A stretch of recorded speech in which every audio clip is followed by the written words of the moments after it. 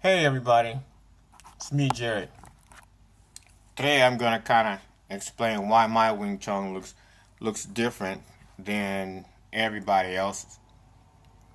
Um, for one, it's the space that I'm working in. I'm working back here with all my tools and stuff like that, so I'm limited in space. Um, Two, it's the particular style of Wing Chun that I learned. It's Taiwanese, and the translation is really hard to understand because I don't know Taiwanese. I learned Cantonese, Mandarin, and some Chinese.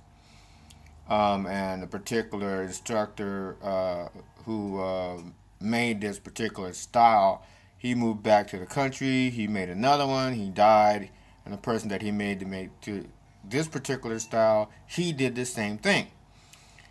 And to get to them, going through the internet, there's all these different channels, and it makes it really, really difficult.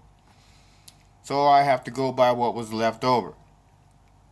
But regular Wing Chun, there's holes in it, and a lot of the masters aren't really addressing those holes. Not everything comes to you. Excuse me. Not everything comes to you traditionally. In these three gates. Okay, not everything comes to you in those three gates. Everything ends up in a straight line because you ended up at your target, but everything comes at you in these three areas here. Not in any conflict. It doesn't come that way. Wing Chun leaves you with a ton of holes. And what I'm gonna try and do is, this video is kind of messed up right now, cause I'm trying to cover a lot, and this is the first one that I'm doing. Is I'm gonna try and show you, some of the different areas. Regular Wing Chun will come here, and they'll be in here. They may turn like this, but if you see, there's a hole here. And even if you're fast to get here and cover it, there's still a hole here. There's still a hole right here. And I don't care how fast you are to get here, there's still going to be a hole. And you're still susceptible to a hook getting hit in the ribs right here. And so my thing is, reality says you can get hit in the ribs easy. That's what reality says to me. Anybody who fought in the street knows that when you're fighting and you change positions, you're susceptible to getting hit in the stomach and the ribs, and that's what happens. Boxers have those openings all the time. And that's a big fear for a Wing Chun person, a karate person, something like that, is fighting a boxer, because they're so fast and they're so deceptive. They can really get in and get on you easily. Let me see if I can change this angle real quick.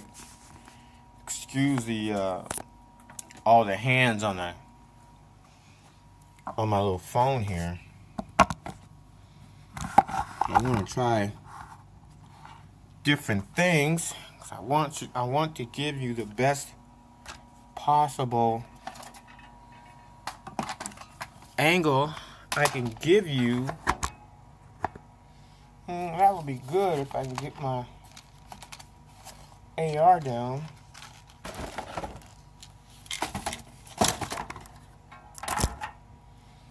Okay, there we go.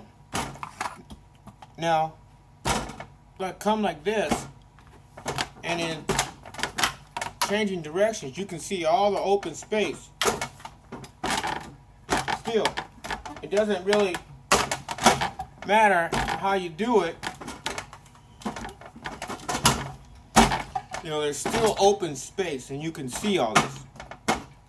And so what I've done is, when I come and I practice, I'll move and I'll come here. You see how this space is now, it's closed up now. It's closed.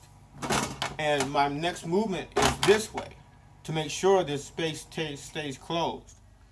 If there's something that does come in through here, then this hand has the option to come down and close that space, or this one has the option to come down and close that space. If something comes over top, that's where this comes in. This way, protecting my face. Like this. And if I do need to continue to change direction, that's where this comes in.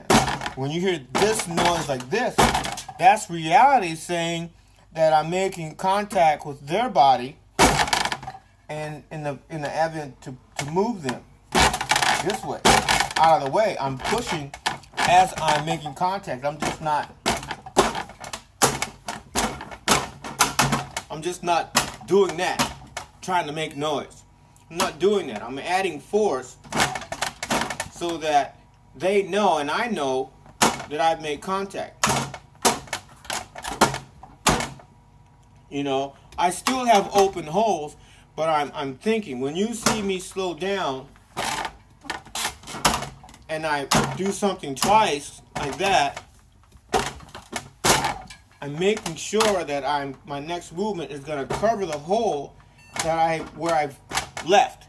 I want to make sure that that's covered according to the pattern that Wing Chun has already dictated.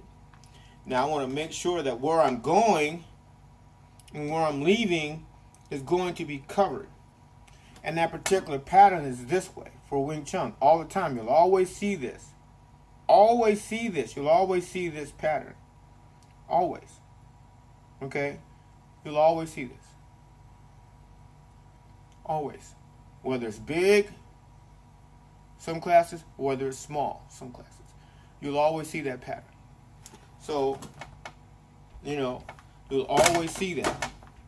So where I'm moving, I want to make sure that this is closed. So sometimes you'll see my elbow down like this to try and close that and protect my ribs, because when you do some practices with Wing Chun, you'll come this way. Some schools will push out like that and come back, and some classes will just come out. Okay? Some classes won't even do that at all.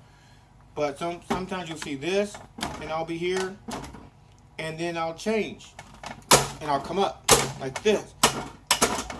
The contact down here is a contact that someone has made to try and strike me in the ribs, and I come down on their arm.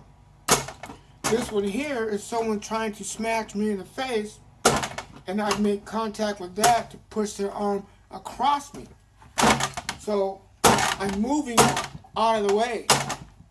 That's how when you see me move from side to side, I'm constantly moving out of the way. And I'm pushing the opposite direction that I'm going. So that's what happens when you hear the noise from me. I'm not just making noise, I'm directing the Mook Jong in the opposite direction that I'm going. So when you see this,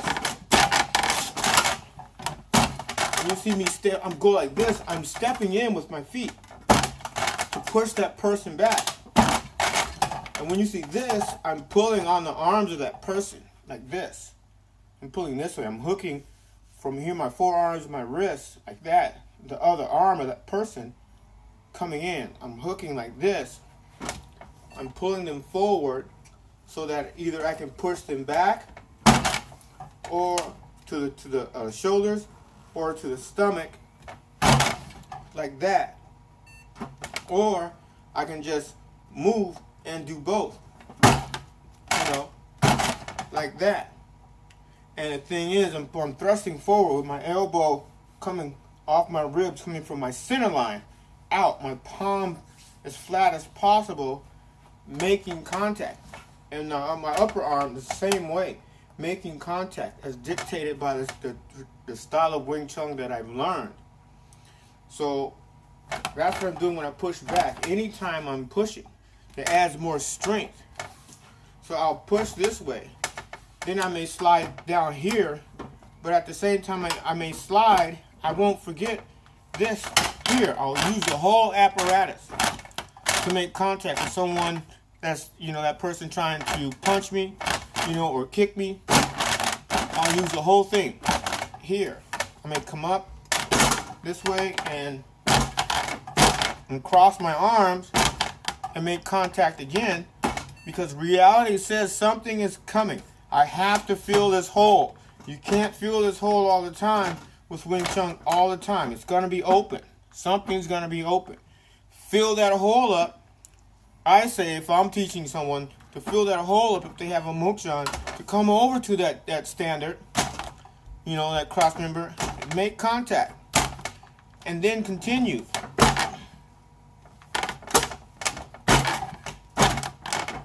Get that arm out of the way,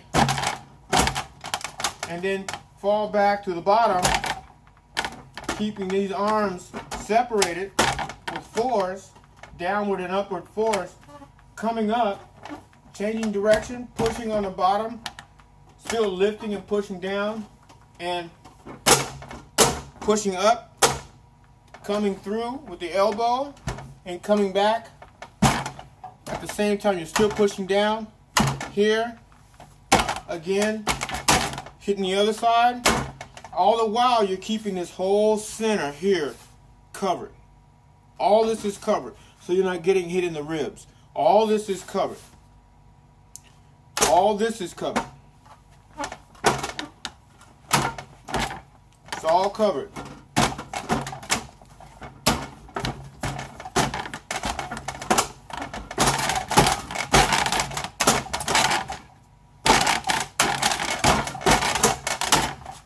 So when you see and it looks like I'm hesitating or slowing down and don't know what I'm doing, it's because I'm thinking. On this Mook Jong, I'm thinking. In reality, I'm reacting. On the Mook Jong, I'm thinking. In reality, I'm reacting. Here I can mess up. So when you see me on my Mook Jong, I can mess up all I want. In reality, I can't. I can't. Everything has to come now. I can't wait. I have to get in. I have to engage. That's where my hand speed's going to come from. That's where my hand speed's going to come from. Okay? And it has to come, and it has to come now. I can't wait. So that's what my particular style of Wing Chun is all about. It's all about using the whole apparatus from top to bottom, from bottom to top. Not leaving anything out. Covering all the holes, okay, in the Mook Jong. All the holes on both sides. Covering everything, okay? Not just the traditional, 3-gate, zones, 1, 2, and 3. Not just the 3-gate zones. You want to cover, 5 and 6 and 7 and 8, and then 9, down here with your kicking. You're kicking and blocking apparatus on the bottom. So that's me. That's what I do. If you are interested, let me know. And we can work something out. So that's what I do. That's why my Wing Chun looks different. That's why my Wing Chun may look stiff. That's why it may look a little slow. But on the outside, in reality, it flows different. It works because it's reacting outside. It's working and training and screwing up inside. That's how come these are so important. I gotta go. I'll talk to you later. Hit me up with some questions. Hit me up with some video or of yourself asking or anything like that. Ask a question. I'll get back to you. Okay, this is Seafood Watson. I gotta go. It's lunchtime.